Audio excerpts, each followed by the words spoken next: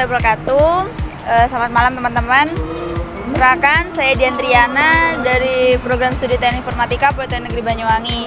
Alhamdulillahirrahmanirrahim, di sini saya akan berbicara atau sedikit sharing sih sama salah satu aku nyebutnya ya, CEO atau ownernya upper vendor. Dia salah satu mahasiswa juga sama seperti saya dan dia sudah bisa memulai usaha. Gimana ceritanya? Langsung saja kita tanya ke dia. Perkenalkan, nama saya Karenza Alcaraz, salah satu mahasiswa di Politeknik Negeri Banyuwangi di Prodi Teknik Informatika. Usia saya 20 tahun. Saya mulai bisnis di bidang konveksi yang saya beri nama Upper Vendor, yang usianya hampir 1 tahun. Kalian ingin tahu lebih lanjut? Tonton videonya sampai habis. Selanjutnya, latar belakang sih aku pengen tahu gimana sih dulu tuh mulainya muncul ide pengen memulai usaha di bidang konveksi. Baik, saya akan menjawab pertanyaan selanjutnya dari Mbak Dian untuk latar belakang. Untuk latar belakangnya sedikit unik sih. Saya sendiri mulai berbisnis itu dari kelas SMP, kelas 2 kalau nggak salah. Waktu itu saya diajari oleh ayah saya untuk menjadi sekarang itu bilangnya reseller, tapi dulu itu maklar gitu, maklar barang. Dari maklar HP, motor, sampai mobil waktu itu. Nah, itu saya mulai memutuskan untuk memulai bisnis saya. Hingga saya waktu di Politeknik Negeri Banyuwangi ini, saya diamanai menjadi ketua angkatan. Dan di sana saya amanati untuk membuat jaket angkatan untuk prodi saya, untuk angkatan saya waktu itu. Nah, kebetulan itu saya bertemu salah satu vendor di Banyuwangi untuk membuat jaket ini. Nah, dan dari situlah saya mengalami kekecewaan karena saya kurang tahu wawasan tentang konveksi, dan waktu itu hingga hasil dari jaket itu sendiri tidak sesuai dengan ekspektasi dan saya mengecewakan angkatan saya waktu di TI itu. Nah, dari situ saya mulai belajar lebih tahu mengenai apa itu konveksi, kain yang bagus itu seperti apa, harga yang bagus itu seperti apa.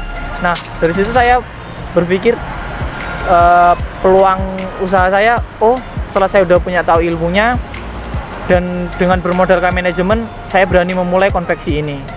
Jadi teman-teman, bermulai dari suatu kekecewaan, bermulai dari suatu keingintahuan, malah memunculkan suatu peluang usaha untuk Karenza bisa memulai usaha di bidang konveksi ini.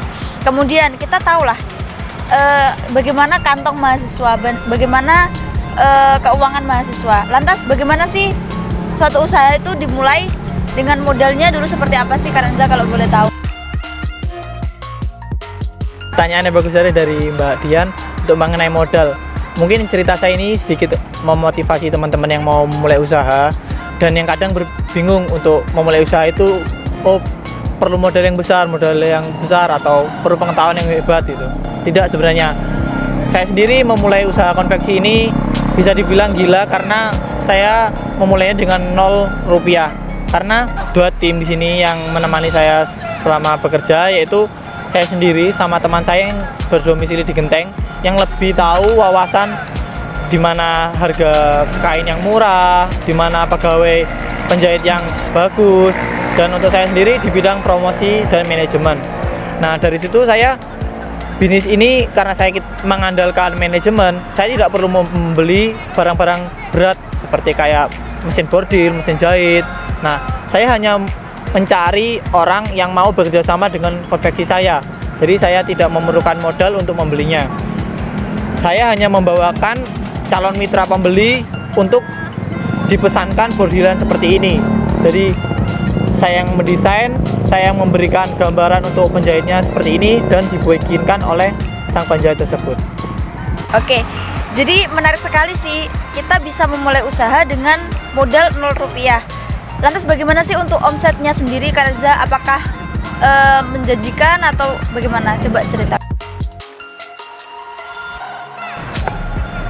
Oke, untuk mengenai omset ya Mbak, karena saya masih dibilang masih muda banget untuk di bidang bisnis.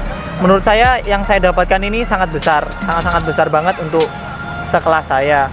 Nah, anggapannya seperti ini. Jadi setiap ada pemesanan minimal aja 50 piece gitu, 50 PDH yang dibikin. Nah, saya bisa dapat dari 40% sampai 50% dari total pembayaran PDH itu tersebut. Jadi jika 50 pemesanan saya bisa dapat sekitar 2,5 juta. Nah, tapi kan saya di sini ada 2 orang, jadi kita bagi 50%-an. Jadi lumayan banget sih teman-teman kalau sekelas mahasiswa, tapi itu tergantung lagi sama banyaknya pemesanan. Jadi ketika kita bayangin aja satu organisasi itu paling cuma 30 sampai ya 25 sampai 30 orang lah. Itu kita sudah bisa dapetin 2 sampai 3 juta. Apalagi kalau kita satu kampus misalkan tahun ajaran baru seperti itu sampai 300 lebih mahasiswa. Bayangkan kan lumayan banget kan? Kemudian di sini saya mau tahu sih gimana sih model pemasaran atau sistem pemasaran yang kalian lakukan untuk mengembangkan usahanya. Oke, untuk pertanyaan selanjutnya yaitu metode pemasaran. Untuk metode pemasaran ini sendiri saya belajar dari YouTube ya. Gimana sih jadi digital marketing. Nah, di situ saya mulai membuat akun Instagram khusus untuk konveksi saya. Nah, di situ saya memposting foto-foto dari hasil ataupun foto dari produksi, dan kadang sekali memvideokan proses produksi agar calon mitra ini melihat konveksi saya profesional di bidangnya gitu. Nah, kemudian saya sendiri bermainnya itu karena teman saya banyak di universitas lainnya, saya menghubungi teman-teman saya itu. Jadi setiap mereka membawakan calon mitra, saya akan memberikan fee ke mereka. Jadi mereka tertarik untuk menawarkan konveksi saya kepada organisasi kampusnya mereka. Dian, aku mau tahu sih kendala sama suka dukanya sih ngembangin usaha ini apa? Oke, untuk pertanyaan kendala dan suka duka selama saya bergelut di bidang konveksi ini, karena saya seorang mahasiswa mungkin ya, karena waktu saya masih terbatas oleh waktu-waktu kuliah saya, dan saya harus pintar-pintar membagi waktu untuk mengerjakan tugas dan apalagi saya juga menjadi suatu marketing di salah satu kafe di Banyuwangi, dan mungkin itu yang membatasi waktu saya untuk memantau selama produksi konveksi saya. Pertanyaan yang suka duka, mungkin dimulai dari yang sukanya mungkin saya banyak waktu produktif, karena di waktu luang saya bisa belajar berbisnis dan mendapatkan uang, dan saya bisa sedikit memberi uang ke orang tua saya, dan saya bisa memenuhi kebutuhan saya sendiri dengan uang itu. Dukanya karena saya bekerja di luar, jadi saya sedikit banget waktu untuk bareng keluarga, dan sedih sih itu. Karenza kan memulai usaha ini bisa dibilang tanpa modal lah ya. Terus untuk potensi resikonya sendiri gimana? Oke, untuk pertanyaan potensi dan risiko, menurut saya risikonya sangat kecil banget, karena ini sudah saya pikirkan dari sebelum saya memulai usaha ini. Karena saya memulai usaha ini dengan 0 rupiah, jadi mungkin teman-teman bisa memulai usaha dengan 0 rupiah juga. Kalian nggak perlu takut untuk rugi, karena kalian tidak membeli alat-alat berat seperti mesin bordil atau mesin jahit. Jadi kalian bisa mengalihkan usaha kalian ke usaha lain. Apalagi untuk tempatnya, saya tidak perlu menyewa tempat untuk melakukan produksi, karena saya menerapkan kerjasama di sini. Jadi ada bagian sendiri untuk tempat produksinya, dan saya sebagai pemasarannya. Mungkin itu Mbak Dian.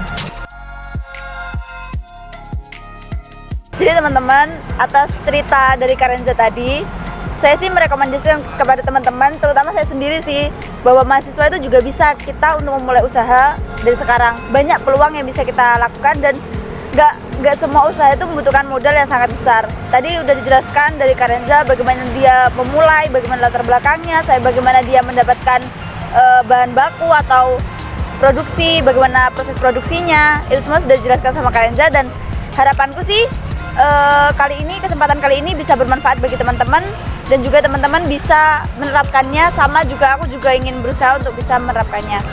Satu lagi sih teman-teman, jangan lupa terus berusaha dan semangat. Kan masih musimnya pandemi dan juga COVID-19. Setelah berjabat tangan, jangan lupa kita pakai yang namanya hand sanitizer supaya tetap aman, dan jangan lupa tetap pakai masker saat berkegiatan.